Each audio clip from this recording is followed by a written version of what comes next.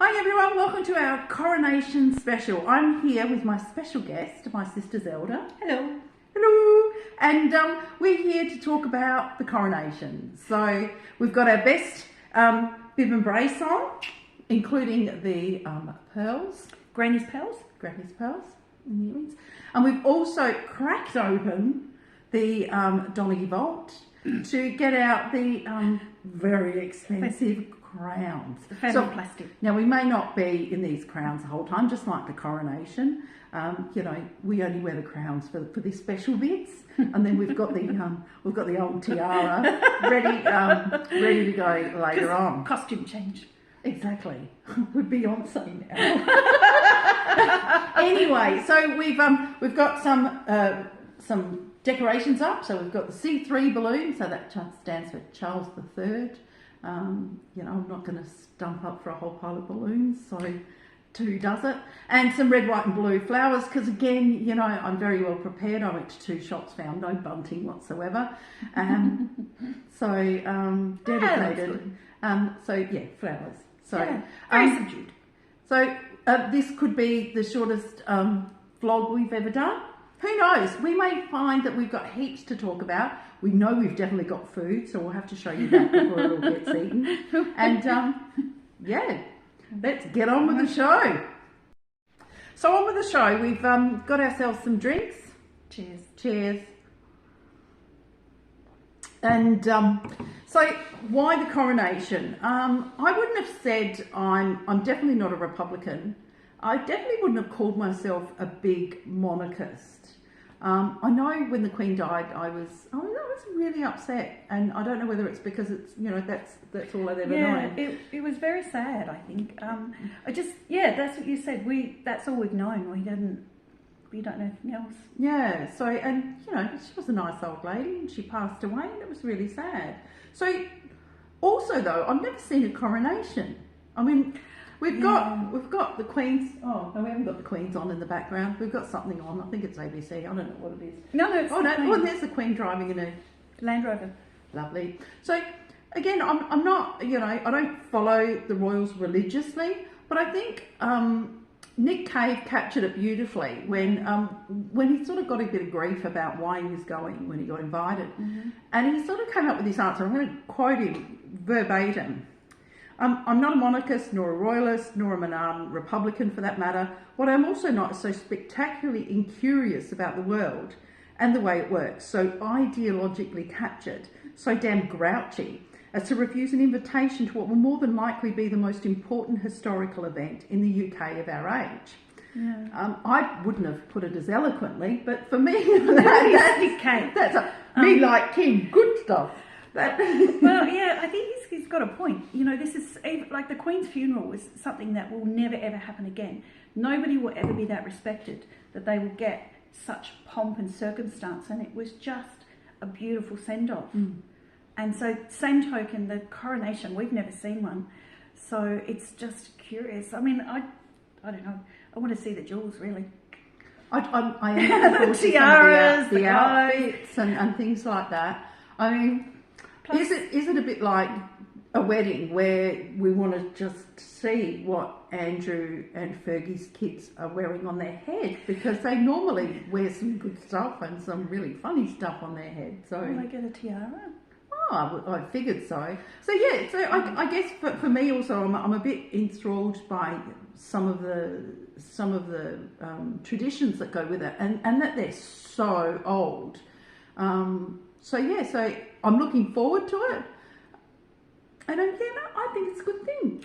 Plus, you know, there's not just the British royal family, but it's most of the European crowns.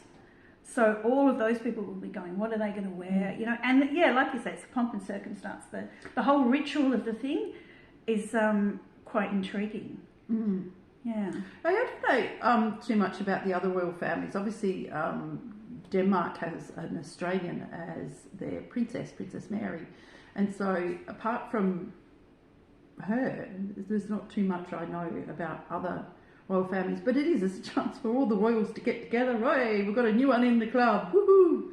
I suppose. I guess so. I don't know. I mean, I think Australia probably should be a republic, but Yeah, I'm a bit of a monarchist. So yeah, I I've been following. I do think though that if we leave, we can't be in the Commonwealth Games anymore. Oh no, we have to stay in the Commonwealth because how are we going to get all those gold I medals? don't. True. We love you all, Australian sports teams. Yes. Anyway, so you've got some facts, Zelda, on the coronation. Well, apparently Westminster Abbey has been the setting for every coronation since 1066. That blows my mind. There's also been that 1,000 years. Yeah. Every time someone's got crowned, it's been at Westminster Abbey. It's a really, really old church. But apparently we've had a few weddings. I think the Queen and Prince Philip, the late Queen, and Prince Philip got married there. William and Catherine got married there. But Charles and Diana were married in St Paul's because I don't think Westminster was big enough. I remember when I was about 20 going to London and I went to St Paul's and you could go and see Diana's wedding dress, but they wanted to charge me. Everything else in St Paul's was free, so I went, I don't need to see the dress, so I didn't bother paying for it. It's a massive dress though. It was. Creased to the heel. Yeah. I remember watching the wedding and this big meringue popped out of the carriage. No, I remember my mum gasping, that how wrinkled it was. She does like to iron. Absolutely. So Westminster Abbey since 1066. And the King Charles, will be the 40th sovereign crowned there. It doesn't seem like many. I mean, I think Bill Clinton was the 42nd president of the US. And so I know that, they can only stick around for every 4 years. Yeah. But geez, 40 doesn't seem a lot in 1,000 years. Yes. Well, the Queen took up 70 of them. Well, that's and true. Queen Victoria almost. She was a heap a long time. But then there was a few that, out and in. 12 days, Lady Jane Grey. Oh, poor thing. Too soon? Too soon! Apparently, at the coronation of George the IV, he was estranged from his wife, Queen Charlotte. We might have to check that one. We'll put a caption or something. So is George IV the one that is played by Hugh Laurie in Blackadder? Yes. Oh, okay. He was the regent. He was the Prince Regent because because his dad George III was gone mad. Well, we had an illness. But anyway, apparently... Nigel Hawthorne in The Madness of King George. But Helen Mirren was the Queen. Oh, I base all of my royal knowledge on Hollywood movies and British movies. So, but apparently, anyway, he was estranged from her and he didn't want to invite her to the coronation. So she banged on the door to be let in and they wouldn't let her in. Oh. Unfortunately, it was really, really bad weather that day. Bucketed down and Queen Caroline ended up with pneumonia or something and died not long after. So there you go. Oh wow! So because she banged on the door, they wouldn't let her in. She got a cold and died. Well, maybe she was sick anyway, because just getting. Did she really get sick, or did he get sick? He had a lot of mistresses. Oh wait, I tell you, this royal family. Oh wait, okay. So everyone's invited here, though, aren't they? Or are they? Ooh. I gate crashed. I get my in. Well, we know that there's one person that whether they were invited or whether they've said no, but we're not going to go too much into that because we could be here all day talking about the Montecito duo. Duo. All I can tell you is that Harry's in the third row next to Princess Alexandra. Oh, okay. Poor Princess Alexandra. Who's Princess Alexandra? Queen's cousin. She was George V's granddaughter. She was the Duke of Kent's daughter, I believe. So the current Duke of Kent, his sister. Oh, okay. Yeah, you forget that the Queen had other uncles and aunties and that they had kids. Because how many kids did George VI have? He only had two, Elizabeth and Margaret. Oh, George V then? He had four. Oh, okay then. No, five. One daughter of four sons. Oh, was that and John? Of course, six then. Oh, John. Six. We don't talk about John. But of course, she did have a famous uncle, the Queen, the late Queen. Who did she have? The one that abdicated. Oh, yes. He was the eldest. Yeah. Edward. Ran off with the divorcee from the US. Do you know, for years, I just wondered that they really hated this woman, that they just kept calling her by her last name, Wallace. Wallace. And I just thought, couldn't they just be nice and just call her by her first name? I mean, it's not a terrible sin to fall in love with the king, is it? And then I went, that's her actual first name. Yes. I mean, this woman was always destined to have some kind of out there kind of life with a name like Wallace. Wow. I mean, even as a bloke, you wouldn't want the name Wallace. Wally. Anyway, the Australian did an article today in their magazine about how history just repeats itself. Here we have a prince of the realm running off with an American divorcee, living in a different country, and not very happy, and estranged from the family. So, but not king. Well, he abdicated. Well, I don't think he wanted to be king. I mean, you've seen the King's Speech. Yeah.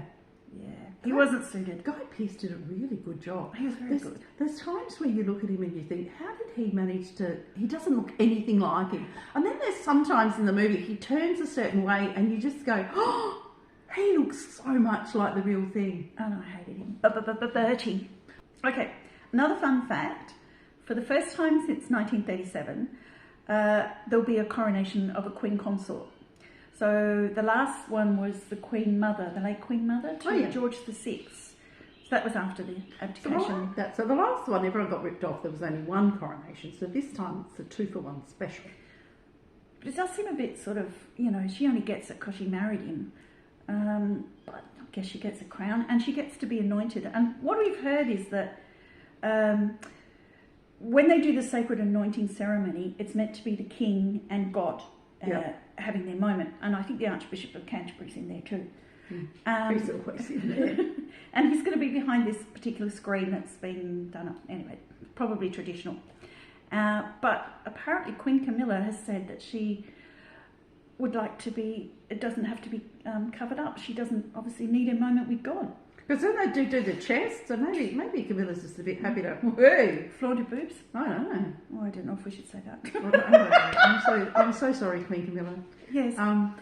Yeah, because I mean I know that it's it's behind a screen because God works in mysterious ways, but so she's not going to be behind a screen. I don't know. This is just what they were saying is that she was quite happy not to be covered, because the whole thing about the religious ceremony part of it is that King Charles is actually ordained by God. He's there by the grace of God, and God said so. God said so, and the late Queen really embraced that. She was very, very religious and really felt that this was her role in life, and hence the life of service, and that because God, this was her calling, sort of thing. There you go. Anyway, more fun facts. More fun facts, please. Here we go. So I've got some up here. The Earl Marshal is responsible for organising the coronation, and since 1386, this position has been undertaken by the Duke of Norfolk. So it's like you've got a duty statement: Duke of Norfolk, Earl Marshal. Earl Marshal. Look after the estate of the Norfolk. Look after the Pines. Norfolk Pines, I'm sure that's in his duty statement. But given the fact that it's been 70 years since the last coronation, I mean, did the current Duke of Norfolk go, bloody hell, where's the plans? I know. Where are they? Was his granddad the one that organised the coronation last time? What happens if the Duke of Norfolk is actually only 3 years old? Oh. Again, we don't know. We don't know how old the Duke of Norfolk is, what his duty statement actually says, or whether he did find the plans for what happened last time. So, it's very much... I mean, obviously they're a lot more organised than I am, but I'd be going, holy crap, where is it? Be hunting through the files. Look, I knew I found it somewhere. I put it in a box somewhere marked Coronation. Oh, okay. So, yeah, well, there you go. If you're the Duke of Norfolk, good luck, mate.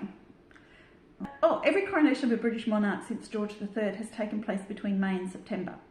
May to September. Well, you'd think summer, yeah. It's a nice day. The first one, though, the first coronation in Westminster Abbey was on Christmas Day.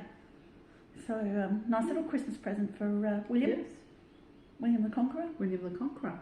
Who, can I just point out, overthrew Harold.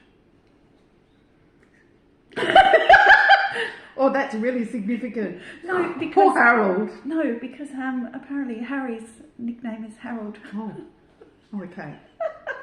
After the fight with the dog bowl. Well, he was the one that got the arrow in the eye, isn't he?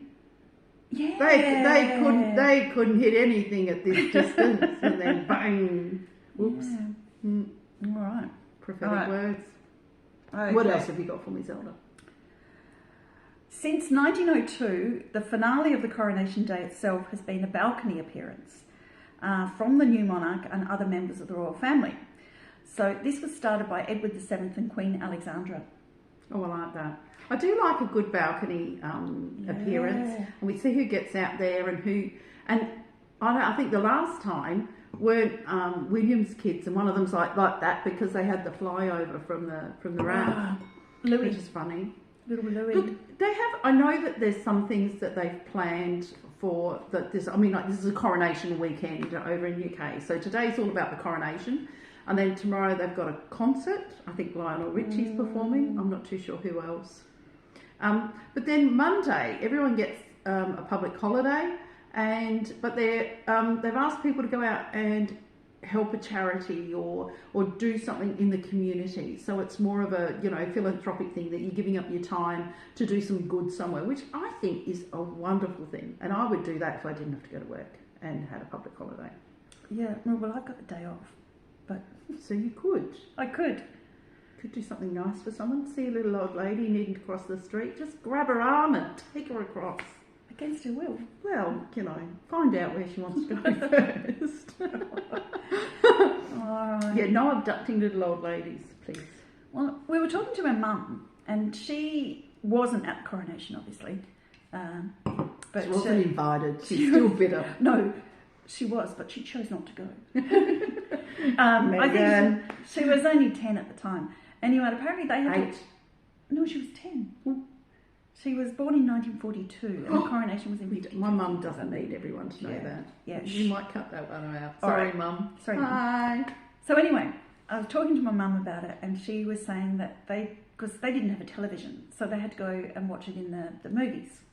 But she said they were drawing pictures of gold coaches, and they all got They all got a mug or a cup. They got a cup and a spoon to commemorate the coronation. This was in the UK. Yes. Not here. No. And she said that it was a massive big party in the town, in their local town. So yeah, I think it was a big thing, and I wonder if are they going to do it tomorrow, a big lunch? Don't know. Or is it today? People have just set up big screens and. Yeah, I figure it'd be today because today's the day, and I know that I was speaking to someone in the hairdresser who grew up they were in Leicester. They were in their early 20s, and so they didn't have a TV. Neither did their mum and dad, but they had friends, so they just went over there and parked themselves on their couch for the day, and just watched it on the TV. So no, it was the first televised coronation. So that was Prince Philip's doing. Yeah. I've watched The Crown. We've watched The Crown. I'm a bit of a monarchist. I do watch a lot of movies and the TV shows and everything. Well, they're good stories. They're very entertaining. Yeah. Well, so we are going to be eating some food a little bit later, and apparently there's a dish that every monarch chooses. I'd really like to know whether we've got any facts on the dishes. Well, all I know is that for the Queen's coronation, they designed coronation chicken, they called it, but I think it was chicken à la reine, as in, the French. But it had mangoes and curry powder and very sort of 50s. Very 50s. I've heard of coronation chicken. I didn't... Mayonnaise and mango. And... Look, if there's anyone out there who's eaten coronation chicken and wants to put some comments below about what you thought of it, because they keep talking about coronation chicken like it's still eaten today, and I didn't realise it had mango and curry paste. Oh, let me check that. Okay, we'll check that and we'll get back to you. Maybe we'll put a link to the recipe below. Okay, so let's, we've all got refined taste now, I think. Not saying that Oh, I don't know. Anyway, so what's the dish then, given that we had mango and curry paste? What did King Charles choose for his coronation dish? Coronation quiche. Because apparently you can serve it. I love a good quiche. You can serve it hot or cold. But his quiche has broad beans and lard in it. Oh, Jesus. And I thought when he just said quiche, because there's no meat in it, I thought maybe, because it's, vegetarian. But it's got lard in it. So Who would have thought that you'd want to then try the coronation chicken? It's not sounding that bad now. So, well, I've made a coronation quiche, but I haven't made the coronation quiche. So ours has just got lots and lots of cheese and spinach. Lots of cheese. Good. Cheese is good. So as promised, here's the food that we're going to be having for our coronation dinner. So there's the obligatory teapot. We've got some Terry's chocolate orange, some lovely cucumber and salmon sandwiches, some petit fours a la Mr. Kipling's. We've got some sausage rolls and coronation quiche. And okay, so there's some French camembert there, but that's because I like French camembert. Some lovely English cheddar and some crown mince. Hey everyone, it's the day after the coronation and we just thought we'd do a bit of a quick wrap up. Yeah. Wrap up. So Zelda, what did you think of the coronation all up? It was a lot more solemn than I thought, but I guess it's a religious ceremony. I mean, I loved the horses, loved the military parade, loved the Princess of Wales and her headpiece, and loved looking at the fashions. Actually, we didn't see them as they were arriving in the church, but if you go back and look afterwards, and can I just Crown Princess Mary of Denmark? Well, our Mary, she looked the best, apart from the royal family. I thought it was a bit long and a distinct lack of tiaras. No, I didn't mind the headpiece. I thought the headpiece was something unusual. I like different. It was nice. It was nice. It was unusual. Look at mine. Yeah, I would have liked to have seen more tiaras. Well, the deed was done. We didn't actually see Camilla get anointed. No, so you're sort of questioning, actually, is she queen? I mean, she's got the crown on. I wouldn't want to try taking that off her now. No. But can we just say, though, Duke of Norfolk, you did a great job. 2 thumbs up there, son. Absolutely. And look, if he ever leaves his day job, party planner. Exactly. So I think what we saw and what we saw when I was on Twitter, I think you were on Reddit, whilst it was all happening. Yeah. The main person that everyone's talking about today, Zelda. Penny Morden and the sword. Fantastic biceps, I tell you what. Loved her. Even though Liz Truss tried to bury her in the background, she lasted longer. I loved that woman. I loved what she was wearing. I hope that she got a break because, man, that looked like hard work. At least by the end of it, she had it out of the scabbard, so at least it was. But she lost the little thing that was hanging around her neck she was just holding it. Penny, you're our best on ground. Oh, absolutely. And that's including little George was doing a fantastic job as a page guy. And Louis not being too disruptive. Oh, but then of course we've got to give a shout out to Charlotte because you can't be favourites. Well, exactly. Well, I can be. Little shit had to take off halfway through. Toilet break. Everyone else got told, when you get in, you sit in that Abby and you just wait until it finishes. But Louis, off he went whenever he wanted. So look, even the King and Queen had a toilet break because God knows what went on behind those doors. Yeah, I would have. Okay, so summing up then. We forgot to mention Princess Anne. Wow. Now, there was a toss-up. We did say Penny and the sword, but Princess Anne and a well-placed feather. Oh my God, it was... Look, it was a really, really solemn occasion. And then there's this one point when they show the feather and behind it is a vague outline of Prince Harry. Some ginger. Oh! Some I must say. And you know what? She was the... What is she? The golden stick or something? the carrier of the golden stick to protect the king. No, that was just what was up her ass. I don't mean that. I don't mean that, Princess Anne. I love you. No, good on her. Stuck a feather in her cap. And called it sod you, Harry. Piss Okay. off. So my takeaways then from the coronation were Lionel Richie, you've had way too much work. Stop it. Just stop it. And Katy Perry, smaller hat next time. Smaller hat. And those guys that did the 3 cheers at the, we were in the back in Buck Palace Garden. Oh my God. I must admit, 4,000 people marching as one. It was a good sight to see. And those 3 cheers at the end were just fantastic. Because at this point, we'd watched the whole service and, the parade was great. And it was, the time was ticking. Time was ticking. And then they surprised us. They were so good. Just that little bit at the end was like, wow, all in unison. It was fantastic. Well, time's ticking for us. Yes. So we're going to say au revoir, toodle pips. See you later. Pip pip cheerio on the coronation. As always, if you've got any questions or any comments, feel free to put them down there on the YouTubes. Thank you very much, Zelda, for joining Thank you, me. Lynn, for having me as a guest. Definitely got to have her back. We've had such a fun time. Absolutely. And because, I'm always willing to talk about another coronation. Street, that is. Ooh, do, do, do, do, do, do. We're off now. See you guys later. Bye.